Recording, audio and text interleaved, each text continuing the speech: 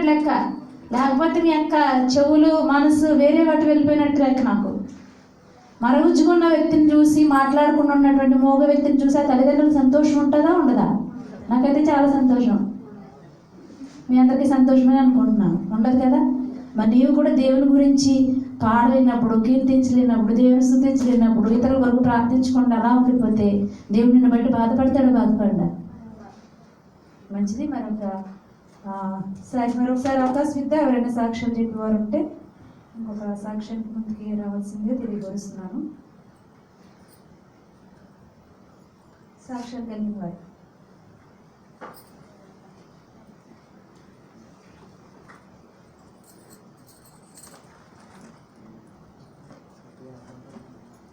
దేవుని నామం కలుగుగాక.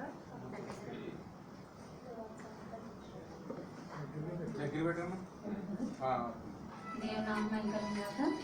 అందరికీ దేవాదేవునికి కృతజ్ఞతలు చెల్లించుకుంటాం. అందరికీ ప్రత్యేకంగా అంటే నా సాక్ష్యం ఏంటంటే దేవుని మనకు బట్టి నా పిల్లల కోసం నా కోసం ప్రార్థించండి.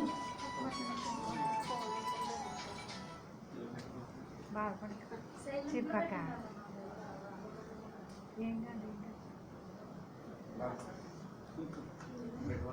బాధపడకు.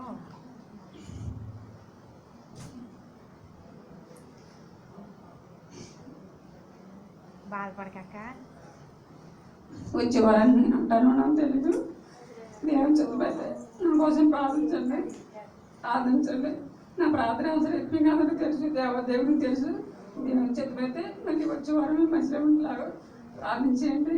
నాకు నేను ఎక్కడున్నారు మీ అందరి కోసం నేను ప్రార్థన చేస్తూనే ఉంటారు. బతుకున్నాను కాదు. నన్ను ప్రార్థనకి జ్ఞాపకం చేసుకోండి.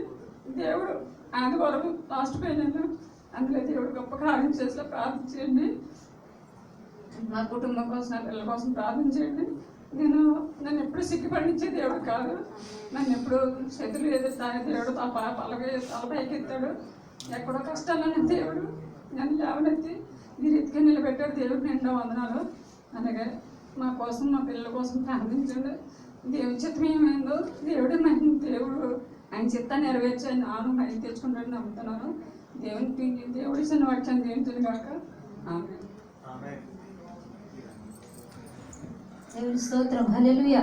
కుమారిగా చెప్పిన సాక్ష్యం అందరూ విన్నారు కదండి. దేవుడు వారిని వారి ప్రయాణం కొరకు కూడా ప్రార్థన చేద్దాం. దేవుడు వారిని దీవించులాడు, దేవుడు ఆదార్చులాగా మెడికల్ కొరకు ప్రార్థన చేద్దాం. కుమార్తె విషయంలో కూడా దేవుడి చిన్న సాక్షి దీవించి ఆశీర్వదించును గాక.